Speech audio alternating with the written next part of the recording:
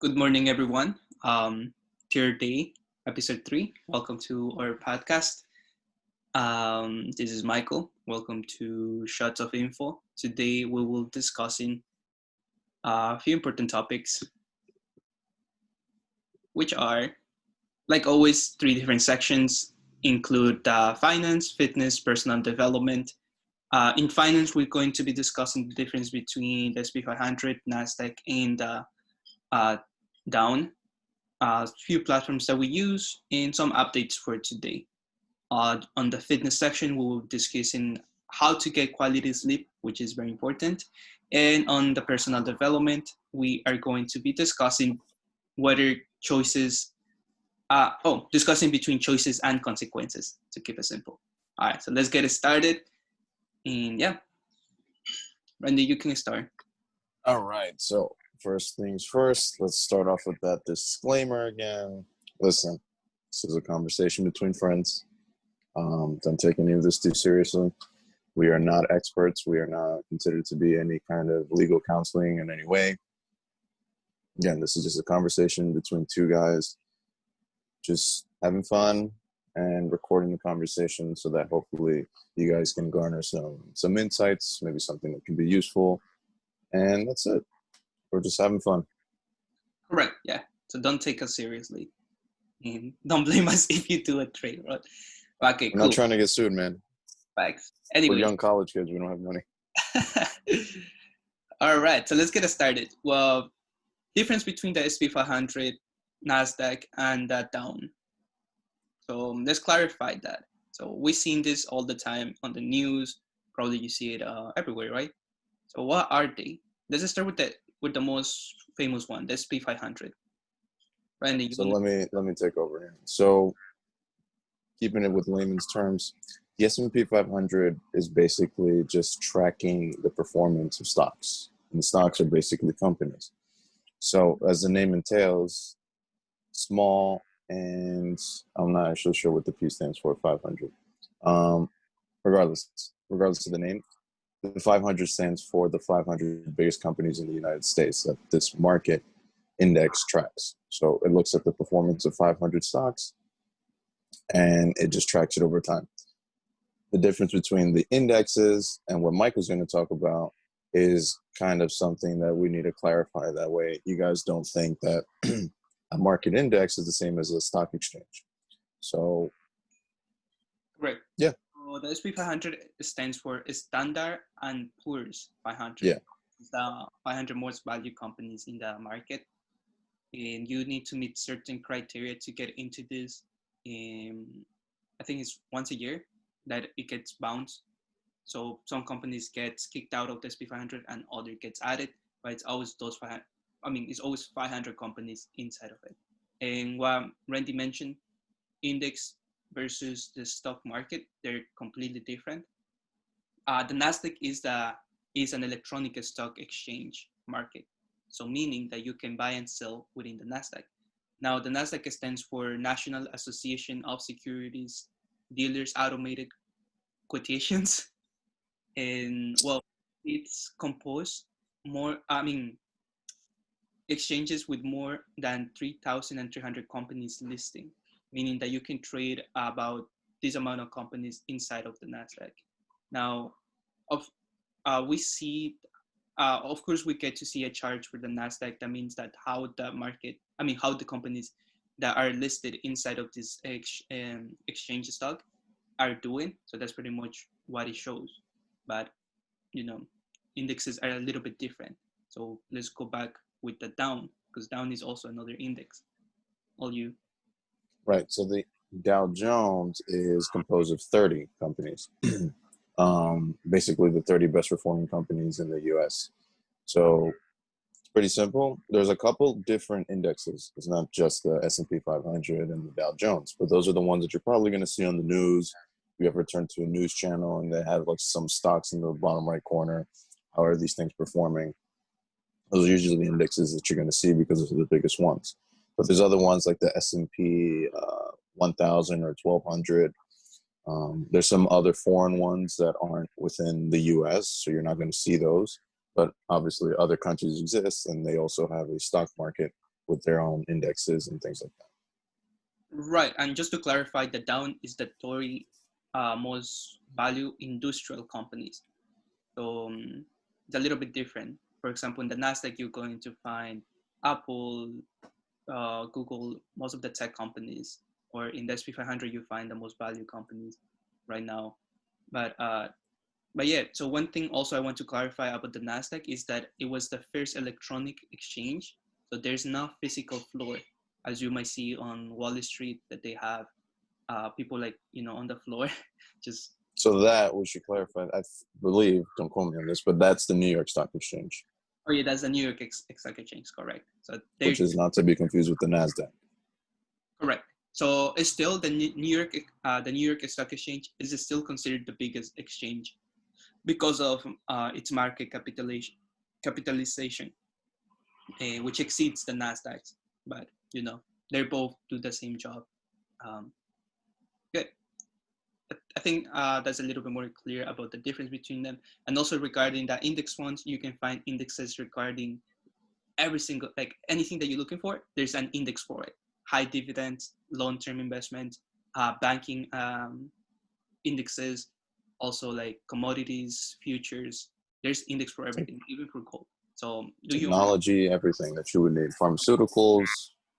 And there's also like hedge funds. They usually are the companies that manage these indexes. For example, Vanguard, Goldman Sachs, or Fidelity, and more and more. So, that's pretty much what it is. Real quick, just to make sure that, kind of explain everything. So with an index, and let's say it's based on a specific sector, you're basically investing in all the stocks within whatever the index is. So if I say a pharmaceutical index, that's basically saying you're going to invest in all the pharmaceutical companies that are within that index. So think of the big companies like Johnson & Johnson, Pfizer, what other big, Moderna, that's a new one now. Interesting. I found that Kodak is now a pharmaceutical. Kodak? Wasn't there used to be like cameras and printers? But yeah, so let's move on to the next topic. Some of the trading platforms that we use personally. I will start. So for my long-term portfolio, I started using Robinhood. I still use Robinhood. I think it was a great initiative by this company to allow people, like regular people like us, or especially college students who are interested into this, with zero commission fee. And of course, they have the Robinhood Gold, which gives you the option to trade margins, which is amazing, and options as well. And now they have even cryptocurrency if you wish to trade that as well. So that's my long-term portfolio.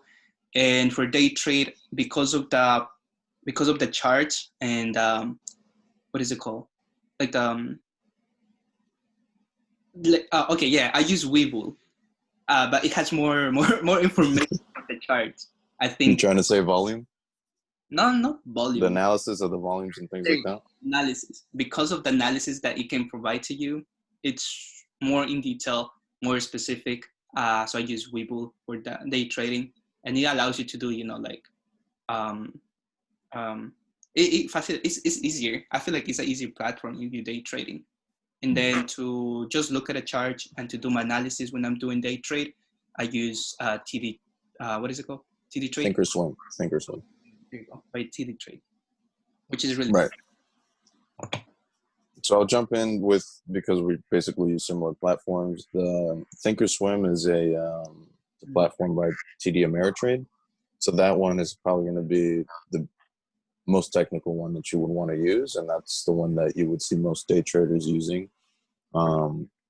Provides basically all the data that you would possibly need, but very technical. So there's a lot of stuff that you kind of got to look at and understand.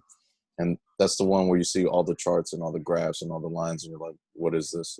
This looks like complex math. It's not really. The platform itself is complex. Like you gotta watch some tutorials and YouTube videos to learn how it works, because there's a lot to it. But it's a really good tool.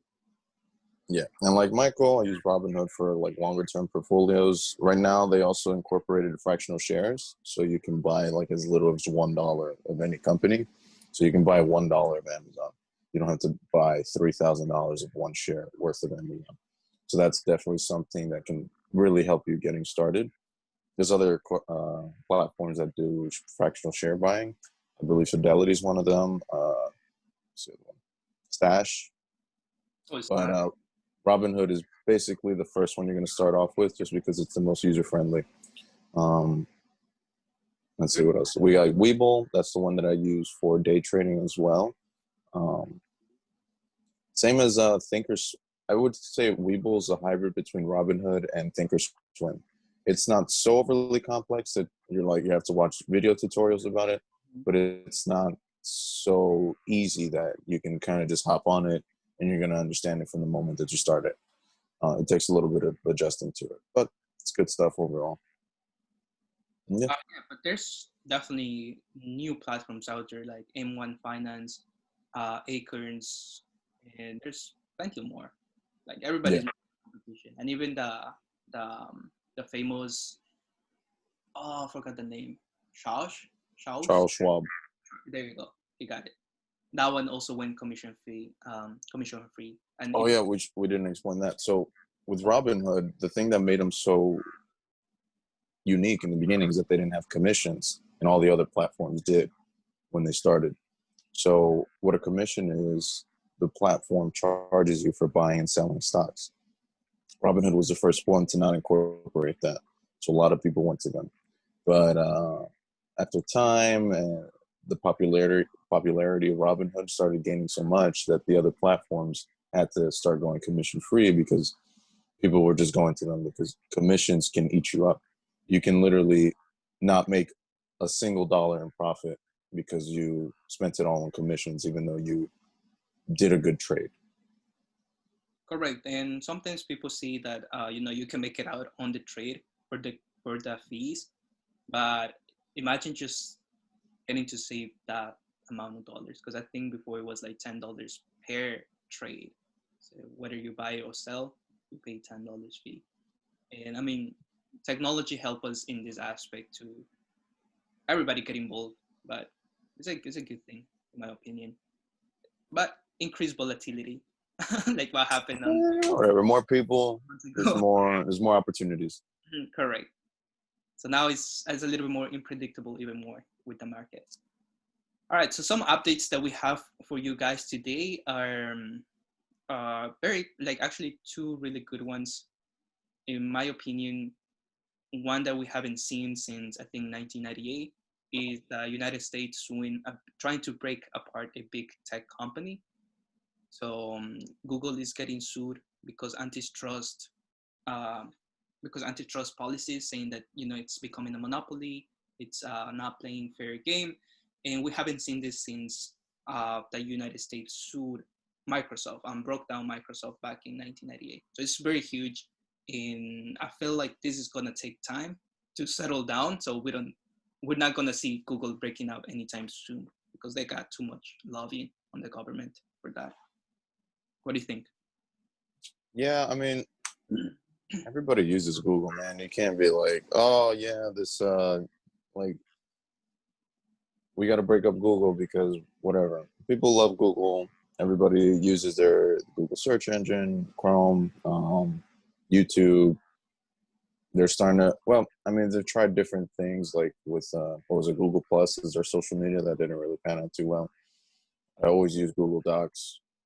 Yeah, You have the Google, Play Store, which is all on Androids. You have the whole Android operating system. right? And Is let's keep in mind that Google's parent Alphabet is the way that it's listed on the stock market. They also have Alphabet A, parent A, and Alphabet Class B, and even I think they have a Class C. So it's Mhm. huge, and we gotta see how it goes because Google is everywhere. And by the terms about a monopoly, I feel like when it comes to Google, it doesn't really hurt the consumer of the product. Like, of course, it collects the data, but keep in mind the data stays on Google servers.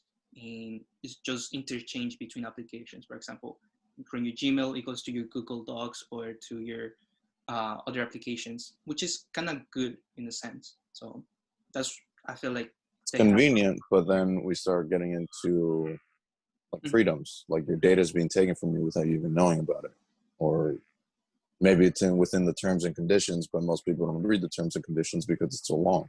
So that's where you're gonna have to start trying Right. to see what we can do about that.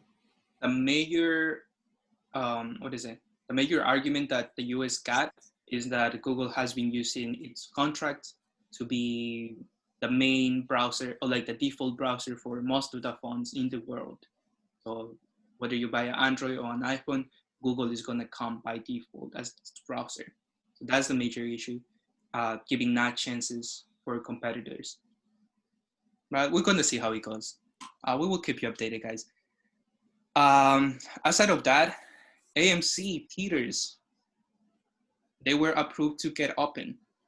What do you think about that? Are we ready to theaters to get back in the business, or COVID? Well, the problem is at this point, if they don't open back up, they will go out of. They're just gonna not end up being a company anymore. So, listen, you got to be cautious because obviously we're in the middle of a pandemic, and you don't want to just be going out there and all willy nilly and getting the disease for no reason. But if you're safe about it, keep socially distanced. I don't know, man. I've always had good experiences with movie theaters. It was always a tradition with me and my father to go every Sunday to the movie theaters, and that would be like some sort of bonding time with each other. And that whole thing kind of just stopped happening altogether because movie theaters got closed down. So we haven't gone to the movies in we're in October now. We closed in March. So. Oh yeah, definitely affected a lot of families because I feel like movies kind of connect people. Even for like to taking a girl on a date, that's the best place to go. But a lot of I wouldn't say that, but yeah. In other words, in New York City or in New York State, on October 23rd, Governor Cuomo approved that AMC theaters are going to be reopening. Aside of that, more on my news that I've been following is that Apple pre-orders for iPhone 12 surpasses iPhone 11, which is kind of amazing because iPhone 12 doesn't really offer anything aside of the 5G. But we'll see how that goes. So it's Apple, man. Apple's Apple. Apple's Apple, yeah. People, and also they took out the headphones and the charger out of the box. Seriously? Oh, right. I heard about that. Wow. So you literally You're gonna have to pay extra. More money for the iPhone 12 than for the iPhone 11. I'm happy with my iPhone. I'm not planning to upgrade anytime soon. Yeah, also, we were talking about Kodak, the pharmaceutical. The CEO mentioned that moving forward, they will manufacturing drug ingredients, regardless whether it gets government aid. So keep on that. And aside of you know what we could do? Remember that update we did yesterday about the Netflix and Snapchat and their earnings reports and how that ended up going? correct, yeah. So yesterday, the major earnings report I was looking for was Snapchat and Netflix. They both beat expectations, but the outcome was a bit different for both of them. And we're going to explain why. Now, let's just start with the Snapchat. Snapchat, the EPS, so estimates per share, it was 145. The estimate were 127, so it beat by a decent amount. And the revenue they gathered was 3.82 billion versus to 3.43 billion estimated. So it had a positive effect on the stock. Right now, if I'm not mistaken, is 53% from closing yesterday, which is a really good run for Snap because it's been going down since since the pandemic, it's actually been running up pretty nicely. But prior to the pandemic, it was falling pretty hard. Yeah, it was really bad, but it's getting out there. I feel like Facebook is part of Instagram, so Facebook copy a lot of that. Snapchat's main features, but it seems So like they it's, don't compare. and now with TikTok too, I feel like social media, a lot of people are going to TikTok and Instagram. So yeah, I'm surprised. I don't use the Snapchat, and I'm surprised that it's getting back on track. More with the younger people, so that's kind of, we're old now. We're 22. We're old people relative to the Snapchat crowd and the TikTok crowd. To be honest. Then Look, we, we're drinking coffee in the morning like old people. yeah, for real. Netflix fell short on the earning estimates. Estimated per share, they got 174 comparing to 214 estimated. We want to talk about why. Now the revenue, they actually got more revenue than estimated. They got 6.44 billion versus 6.38 billion, which was estimated. Now they actually fell. Netflix stock actually fell. Um, Almost 6 to 8% down Mm-hmm. since closing yesterday. Now the reason behind this is because aside of you getting the quarter numbers, investors are always going to think ahead. Now there's so much that Google can grow. No Google, fuck. Netflix. Netflix can grow moving forward because they already have 2.2 million subscribers. I mean, new subscribers. There's going to be a limit. There's a limit of population in the world who are interested to be watching Netflix. So investors think ahead. So that's why it fell short, in my opinion. What do you think? Yeah, it's pretty much it. I mean, I'm not keeping up too much up to date because, again, my thing is trading. I'm just looking at how it's moving, looking at patterns. How does it compare to where it was trading before in terms of weeks, months, years? So, Snapchat looks pretty good. Netflix not looking too good. Right. And yeah, For pretty Snapchat, much you it. can do a little trade either today because I mean I feel like it's gonna down. It's And gonna. it's probably going to start falling soon. Because you know what this looks like? It looks similar to what happened with Zoom, where it jumped like 50% once it hit that earnings report, and it just slowly started falling back down. Correct. I mean Zoom is amazing right now. It passed Still a monster. still going. Hit new highs the other day, I think on Monday. Yeah, and another thing too about Netflix, I'm thinking is because the controversies behind it. There's a lot of controversies, guys. The If you follow the news, there's like I think they're getting sued because they're using the child sexuality or something like that. Yeah, But that show Cuties, I think it was. yeah, that's thinking ahead. That's not good in a company. All right, let's move on to the next topic of the day, which is fitness. And we are going to be talking about how to get quality sleep. So how do you do it? Right. So back to me. Quality sleep. Different for different people. Sometimes you need more, sometimes you need less sleep. But overall, the recommendation is usually about 6 to 8 hours. Some people can get away with sleeping less. Some people need more sleep. But some general pointers in terms of how to get good quality sleep. Starting off with what we're drinking right here, this coffee. So caffeine is not ideal in terms of the caffeine, just because Any type of caffeine. any type of caffeine. It could be coffee, it could be Red Bulls, it could be energy drinks, teas. Caffeine is supposed to mitigate how tired you are, and the more you drink of it, the less tired you're gonna feel. But that doesn't actually stop your body from being tired, and you're kind of just delaying the process of you needing to get sleep and rest. So caffeine is definitely something you're gonna have to watch out for. My recommendation is usually to not drink it past like 12 p.m. If you want to push it, maybe 2. Caffeine has a half-life of about 6 hours. So every 6 hours, it kind of dilutes its strength. So let's say hypothetically, you drink it at 12, by 6 p.m., it's already, let's say it's half, if not 75% gone out of your system. With that amount of caffeine in your system, it shouldn't be too much of an issue. But let's say you drink coffee at 6 p.m., now you're going to have to wait until 12 to get that diminishing of the caffeine within your system. So watch out with the caffeine.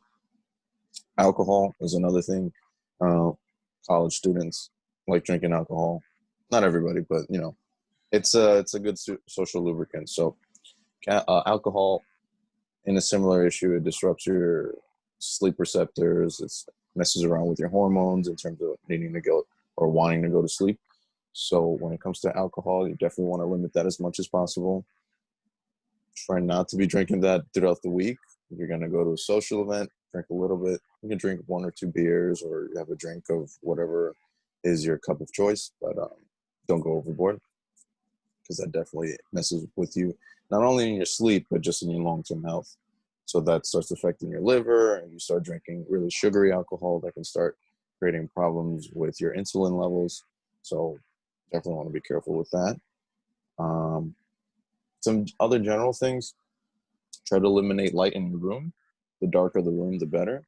Again, that's why I got a flip phone, so I can turn this phone off. I don't have this light as a distraction. I turn the flip phone upside down, so if anything ever comes up, I don't see that light, and I dim out everything else. I literally have the windows blocked with there's like a bunch of tape and an air conditioner right now, so you can't, no light goes through from the window.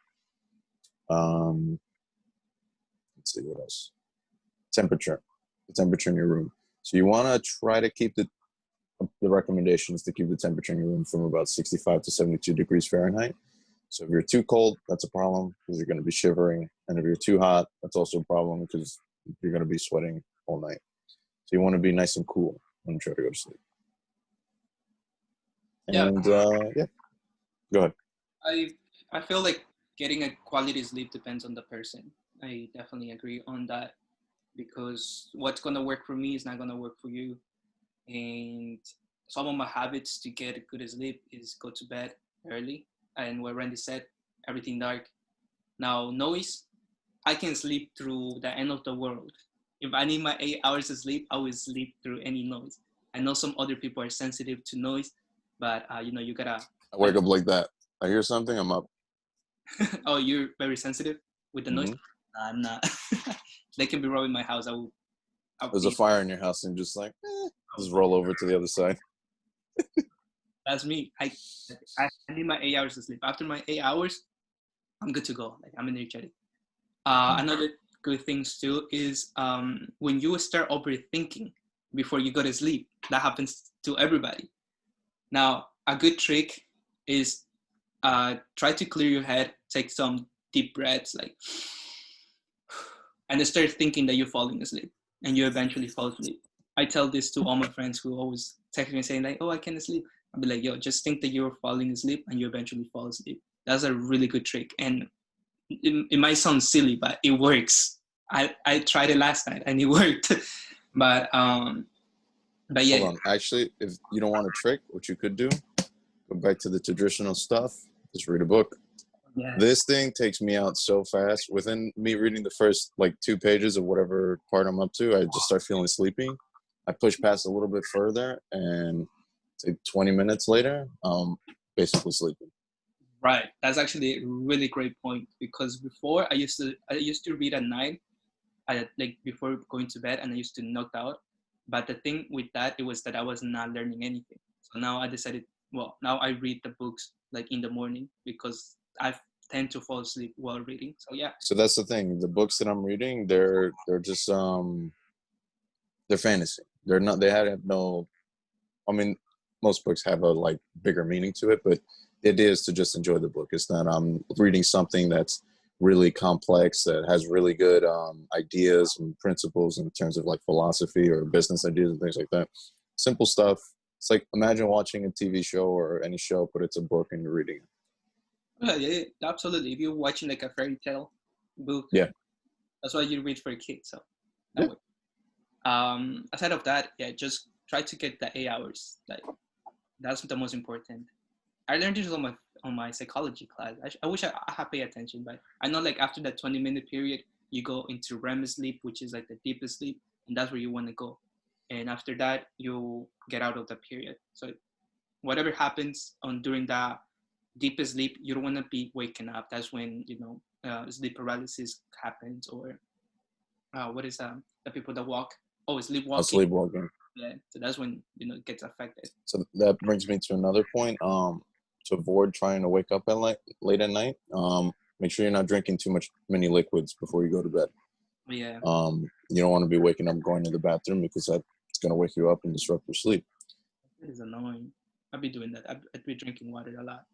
4 a.m. in Yeah. the morning, I'm like going to the bathroom. Mm-hmm. All right, I think that's a good topic. Few tips on that, like I mentioned, what works for me might not work for you, but that's what I do when I'm Try it. Try it. And if it doesn't work, try something else. And just keep at it until you find what works for you. right. Try and fail. Good. Now last question. This is a huge topic, and I think we're running out of time. Actually, you got the timer running? No, I didn't set it. All right, boom. We'll take 5 minutes here. We'll be quick about it. All right, so I feel like we might have to move on. I mean, continue this discussion tomorrow because this is a huge topic that we chose for today: choices and consequences. So, do we believe in right and wrong? Choices, of course. Mm-hmm. Now, this is more like morality, but I think it's huge. Go ahead. Want me to start off? Right. Mm-hmm. So, when you're younger, I'll just start using me as an example. I always believed that there was right and wrong choices, right? Because morality is something in play. If you grew up in a religious household, that's usually something that's pushed on you, the right and wrong choices. But as I get older, I start seeing that honestly, there isn't really right or wrong choices. There's just choices. And those choices have consequences. There's not really much more to explain about it just because think of it like a game. You make a choice and it sets you down this path. And then you get to this other point where you have to make another choice and it sets you down another path, right? So however you go about it, it's not that it's a right or wrong choice or path. It's just a path that you're taking. And now it's different from whatever other path you would have taken if you made a different choice. Think of it like alternate realities, right? So let's say there's 5 versions of me in 5 different realities. We start at the same point. We get to the first choice. This guy goes left. This guy goes right. This one goes straight. This one goes left. This one goes right. At every point, we make different choices. And we take different paths to get eventually to the same point because we're all going to pass from this life and reach a new reality, or just that's it. This is game over after we leave this earth, but we don't know. And yeah, so that's kind of the idea that I've been playing around with, and I kind of see it more and more. Yeah, that's pretty much it. That's a really good point, and I agree. Whether there's no really right or wrong choices, because what is right and what is wrong is implied, or it is being put in our heads by the society. Because remember, when we were born, we so innocent, but the culture that we grew up, the religion that we were of our household, and just like the influence of the people around us, they actually influence what is right and what is wrong. So at the end of the day, nowadays that you are full conscious of yourself and you know who you are, you determine whether your choices are right, whether your choices are wrong. Now, I'm not saying that just because you think something is right, it might be right for other people as well. But you have to take control on that, and you have to kind of fight it on your mind, because everything is on your mind. So if you think something is right, then by all means, you think about it, meditate on it, but you have to choose the decision, or make the choice that is going to benefit you at the end of the day, because that reality that you live is going to be different than the reality that other people live. So don't overthink about whether something is right. Don't overthink whether something is wrong. Just do what you think is the best for you, in my opinion. Like, that's what I do. Like, even though some decisions that I make might be harmful for other people, or like might just not harmful in a way that it's going to hurt, but it is not going to benefit the other people. But I know it's the right decision for me to do at that moment. Then I go ahead and do it, because at the end of the day, it's my life. Yep. Yeah. It's only you, man. To be honest, that's a huge topic. We can definitely dive more into it, but today is just like a brief. What position we taking now? But yeah, I definitely agree that I was going to talk about this a little bit more. So whatever choice that you make, regardless if it's right or wrong, that choice that you make, you are going to be the person who is going to face the consequence. So keep that in mind. Now, other people might be collateral damage because of that choice that you made, but you specifically are going to face the consequence directly. So always keep that in mind. So it's a very good point on that. Yeah, other than that, we don't have much else to do. And once again, guys, for Saturday, I do want to invite some of our friends or anybody that wants to join the conversation. And if you have a topic in mind, we can discuss it. And yeah, just DM us, email us. Yeah, any last words? No, that's it, man. We're all set. Be back tomorrow. Same time, same place. Places. We should say that we got the logo up, and now we are up on all the platforms we were planning on putting on. So Apple Podcasts, Spotify, YouTube.